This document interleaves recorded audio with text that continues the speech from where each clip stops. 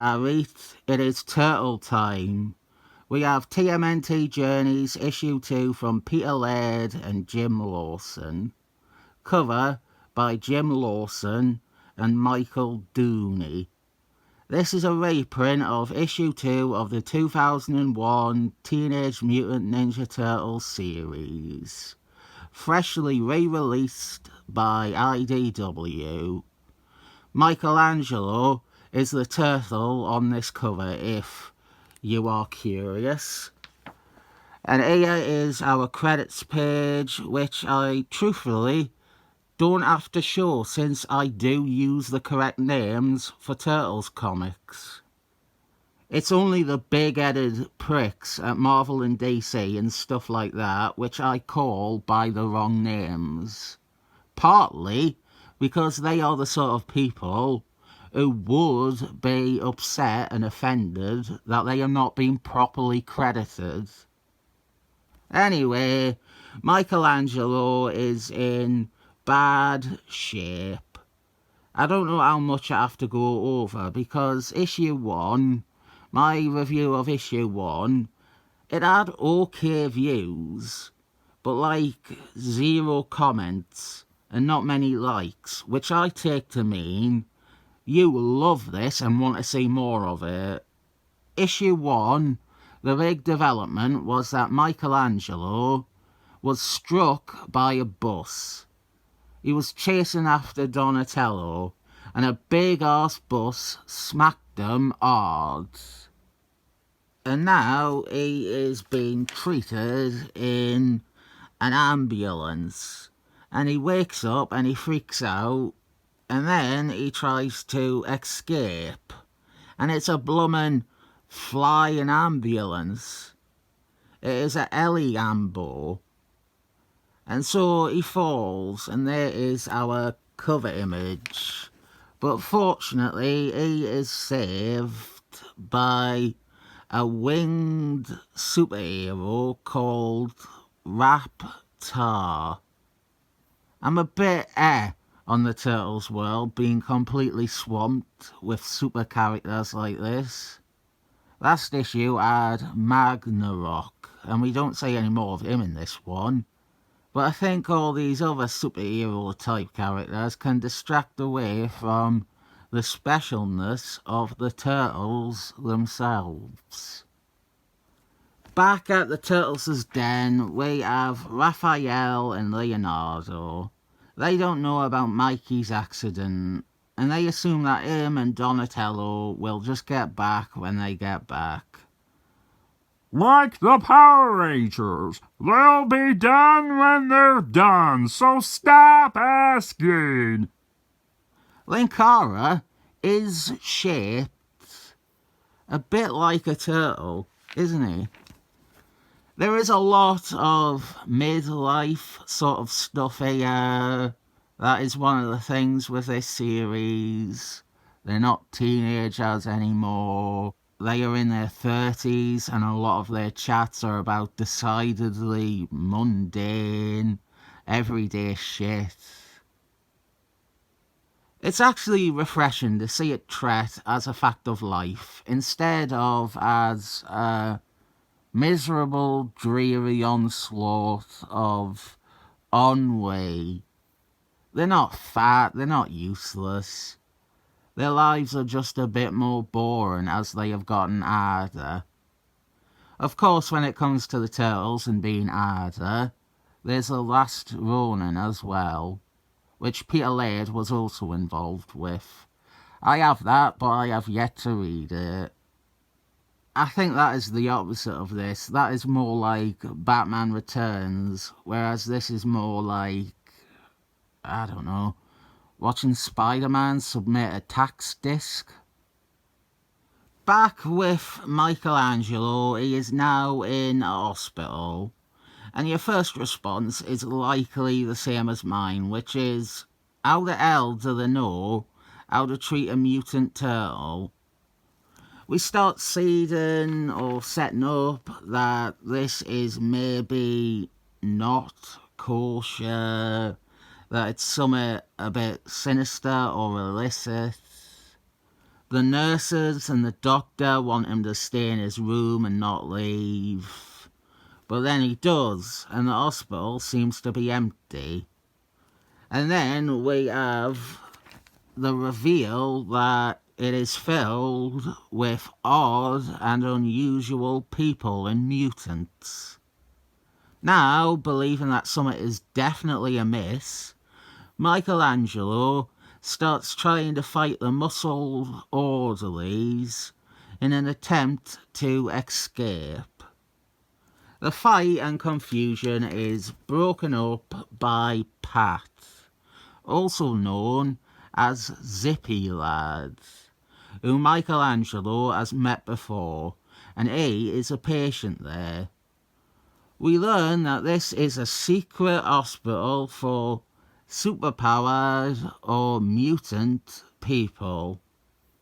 One of those types of ideas that Eastman and Laird would throw into Turtles that are mostly just that they have had an idea and that they also have a comic where they can use it. It doesn't really matter that it is quite far removed from what a book about Ninja Turtles would sensibly feature. Pat, Zippy Lad, he comes from issue 15 of the original TMNT series. The footnote told me that. I haven't read that one. I know the cover though. It's the one they made to look like it was in bad condition.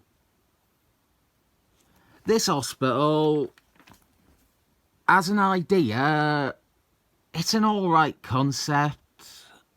Maybe it would work better in a universe like Marvel or DC.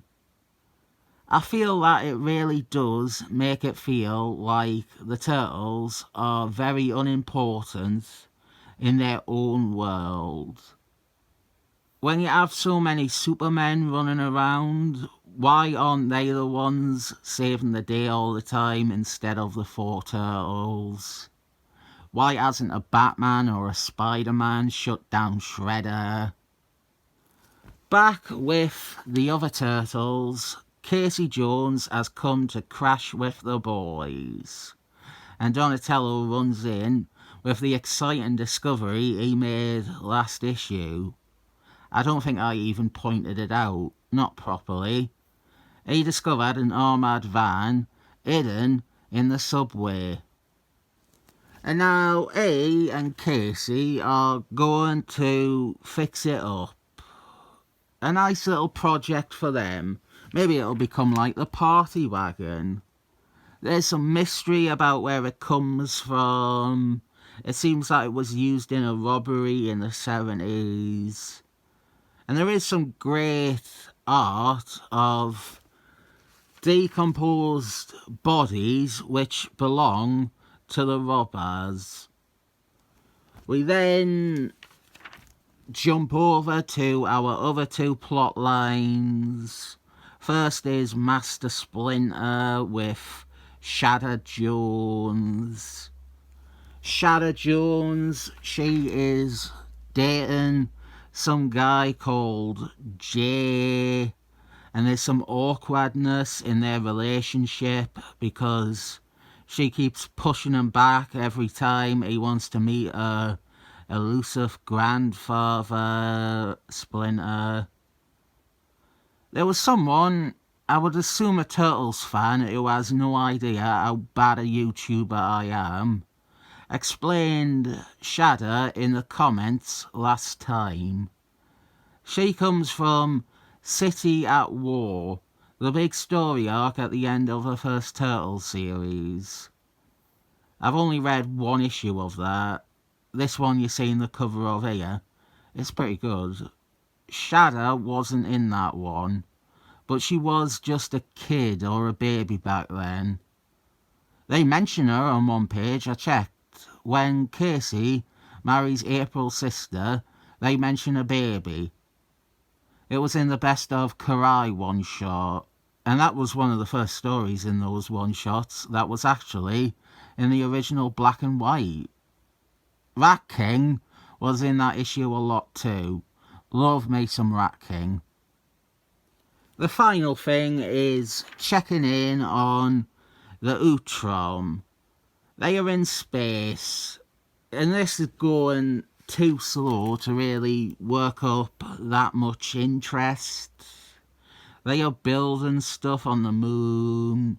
They have these anti-gravity crafts.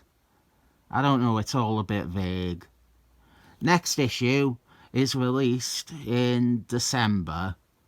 Do you reckon Peter Laird and Jim Lawson have even finished a single page of new content for when we inevitably reach its conclusionless past conclusion? I do like IDW do this. They have a covers gallery. We have the main cover here, Lawson and Dooney. A variant cover for this issue by Jim Lawson.